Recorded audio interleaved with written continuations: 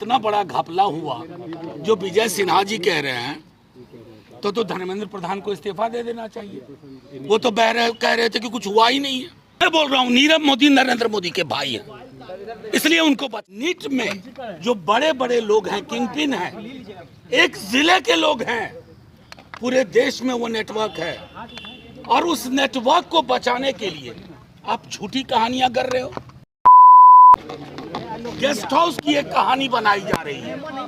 मैं आप लोगों को कहना चाहता हूं, आप सबने सुना होगा कि मंत्री कोषांग, कौन से मंत्री का कोषांग रे भाई? पत्र संख्या 440, कहाँ है वो पत्र भैया? हमारे रिकॉर्ड में तो नहीं है। ये पत्र पैदा कौन कर रहा है? ये पत्र आ कहां से रहे हैं? सिर्फ इसलिए कि नीट में जो बड़े बड़े लोग हैं, किंग पिन हैं, एक जिले के लोग हैं, पूरे देश में वो नेटवर्क है और उस नेटवर्क को बचाने के लिए आप झूठी कहानियां कर रहे हो।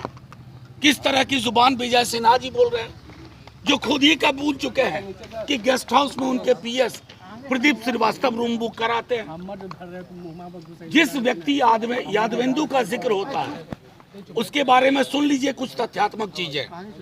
2020-21 में 28 जून को जल संसाधन विभाग संजय झा मंत्री जी से तारकिशोर प्रसाद नगर विकास में इनका पदस्थापन होता है, वहां सेवा देते हैं। और 30 जून 22 को उनको दानापुर और पटना पश्चिम का प्रभार सौंपा गया। मंत्री कौन थे? तारकिशोर प्रसाद जी। मैं ये कहना चाह रहा हूं कि ये पूरी कहानी जो चलाई गई, जिसमें एक सरकारी मुलाजिम को बदनाम करने की साजिश की गई। क्यों? कि बड़े चेहरों को बचाना है, जो नीट में अपराधी हैं, जिन्होंने यह षड्यंत्र रचा है, उनको बचाना है। धर्मेंद्र, मैं तो आपसे कहना चाहता हूं, आप सब समझदार लोग हैं। अगर इतना बड़ा घपला हुआ जो विजय सिन्हा जी कह रहे हैं तो धर्मेंद्र प्रधान को इस्तीफा दे देना चाहिए। वो तो कह रहे थे कि कुछ हुआ ही नहीं है। ये तो सीधे तौर पर धर्मेंद्र प्रधान जी ही क्यों, मैंने प्रधानमंत्री जी की जुबान से एक शब्द नहीं सुना। एग्जाम वॉरियर किताब लिखते हैं, एक्चुअली उनकी पूरी सरकार स्कैम की सरकार है। वो लीकेज वॉरियर हैं, कहाँ लीक हो, कहाँ लीकेज हो उसमें है।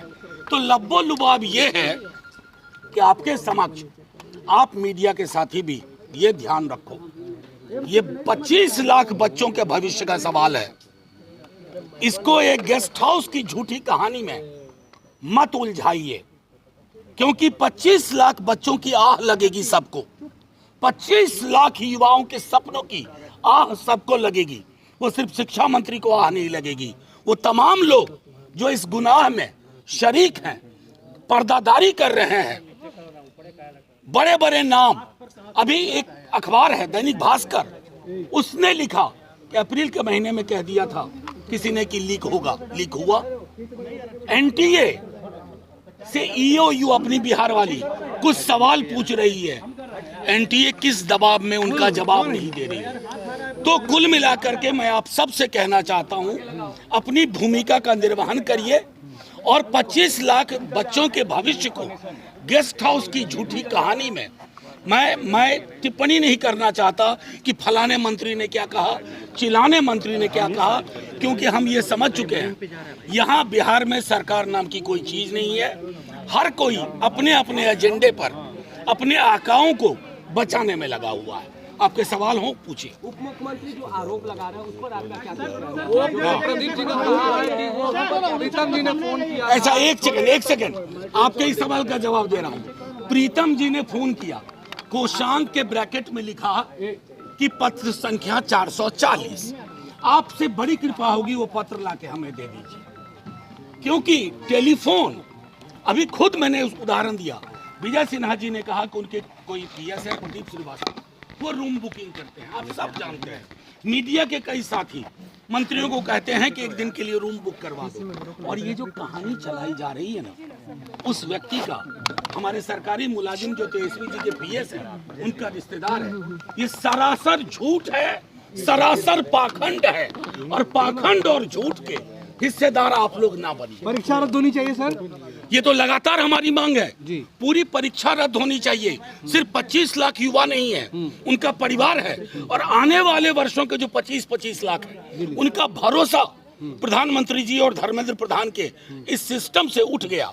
दूसरी महत्वपूर्ण चीज, एनटीए खत्म होना चाहिए। एनटीए नेशनल टॉर्चर एजेंसी है।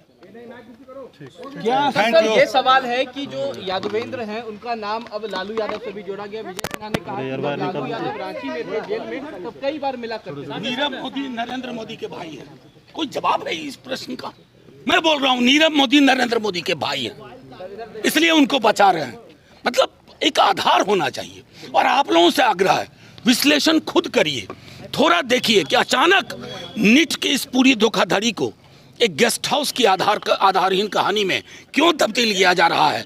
एनटीए के करप्ट लोगों को बचाया जा रहा है, धर्मेंद्र प्रधान को बचाया जा रहा है, और तमाम उन लोगों को बचाया जा रहा है जो एक जिले से आकर के पूरे देश की परीक्षा को स्कैम करते हैं।